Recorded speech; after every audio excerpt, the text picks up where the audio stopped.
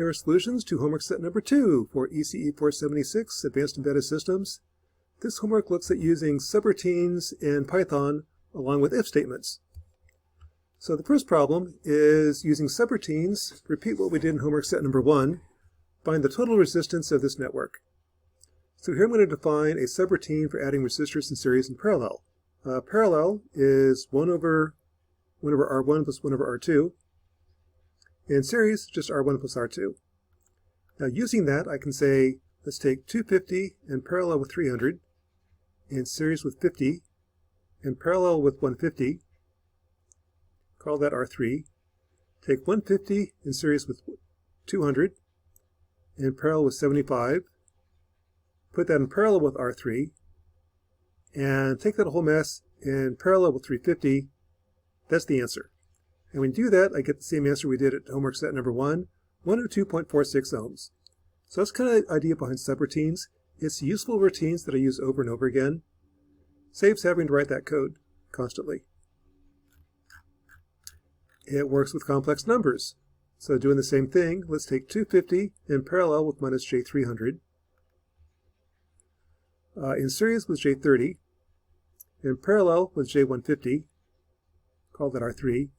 Take 150 in series with J200, in parallel with 75, take that, put that in series with the previous answer, R3, in parallel with 350, and what I get is 133 plus J44 ohms. That's kind of the idea behind subroutines. Useful routines that I want to use over and over again. Python will do loops. So here's a problem. A and B are playing a game. A rolls a 20-sided die until he rolls a 1. A scores the number of rolls. B takes the sum of 3 12-sided dice. Whoever has the highest total wins. What's the chance that A is going to win? Instead of doing 5 games, I actually did 10,000 games because I'm not very good at following directions. Here's the idea. I'm going to first play the game one time. Starting from 1 roll, I'm going to generate a random integer between 1 and 20. Keep rolling until it's a 1. If it's 1 the first time, it was 1 roll.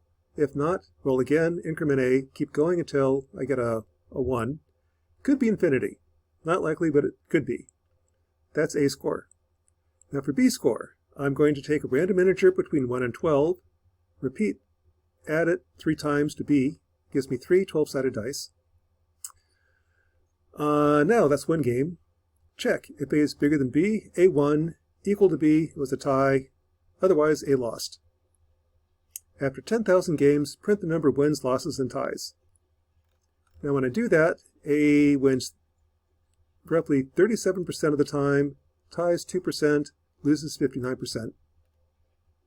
I get a different answer every time. It's random. But that's roughly the odds that A is going to win any given game. Problem 4. Now here's actually where I do follow the directions. Suppose I had a best of 5 match. That would be take the previous code and put it inside a for loop. So here I'm going to repeat for 5 games. After 5 games, I have how many times A won, tied, and lost. If the wins are more than losses, A won the match. If it's less than, I lost the match. Otherwise, it was a tie. That's a single match. Now repeat for 10,000 matches. When I do that, A wins 37% of the time, ties 2%, loses 59%. Oops, that's actually the previous answer. A wins 29% of the time with this format, ties 3%, loses 66%. Problem 5. Okay, let's change it. Let's keep playing, and you're going to keep playing until you win by 3 games. Now if I have to have a 5-game match, that's a for loop. If it's upright by 3 games, let's keep playing until the condition's met. That's a while loop. So same format we had before, but now instead of a for loop, I'll keep playing until somebody's up by 3. So while the difference between A and B, absolute value of the difference is less than 3, keep playing. When I'm done, I'm either up 3 or down 3. If I'm up 3, I win. Otherwise, I lose, and no chance of a tie.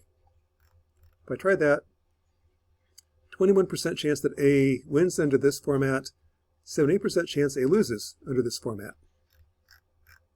So that's homework set number 2, loops and subroutines in Python.